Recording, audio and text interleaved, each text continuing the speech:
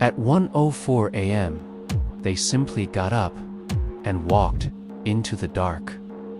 No screams, no struggle, just silence.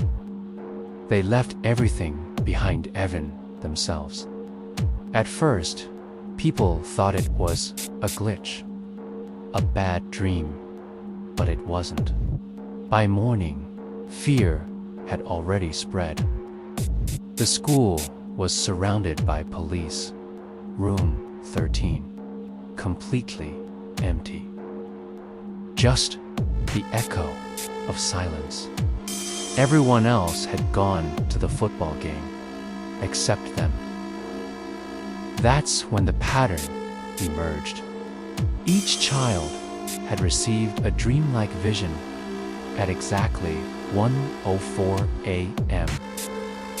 Not a message, not a voice, something else.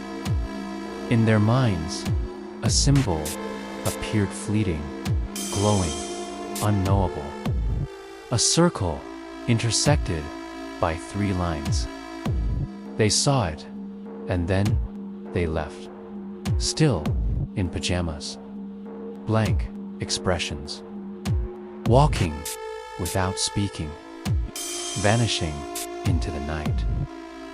Nobody saw them cross the border. One mother said her daughter walked past her in the hallway, eyes vacant. One father claimed his son seemed gone before he reached the door. Detectives discovered strange patterns in digital logs. No phones triggered. No IP addresses. Just a timestamp. 1:04. Soon, comparisons began with real-world disappearances. In Mexico, 43 students vanished under police custody. No remains have been found. In Australia, 3 siblings disappeared from a public beach with no trace. In the US and Asia, children disappeared in the early hours. No violence, just absence. This wasn't abduction.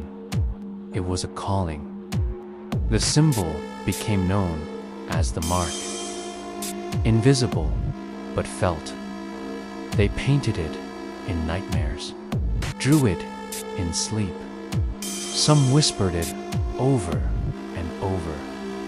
One psychologist collapsed after seeing a drawing. She said the lines pulsed with something ancient. We thought it might end with that one night. But the next night, another classroom disappeared, an entire grade. And this time, they left something behind. Symbols etched into chalkboards. Blank pages open on student desks, all showing the same circle and lines. The town broke apart. News outlets rolled in. Helicopters skimmed over the school. Parents pulled their children. Whispers turned into rumors that the symbol was part of an old cult, that the school sits atop something buried, and someone had woken it. People believed the worst was over, but they had no idea what had just begun. Then came the drawings. A younger sister of one of the missing students began filling her room with symbol sketches. Circles with 3 lines repeating over and over. And beneath them, words she had never heard. We were called. We answered. When someone asked where she got them, she replied, "They showed me." Days later, packages started arriving at homes. Inside, paper with faded symbols, uncleared handwriting, no name, just that ominous mark. Then it happened again.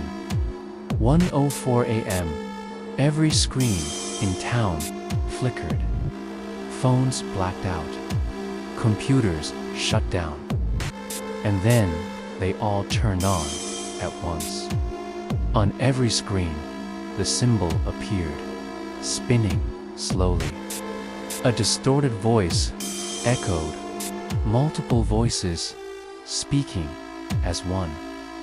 You painted the lines. You drew the boundaries. Then you wondered why we responded.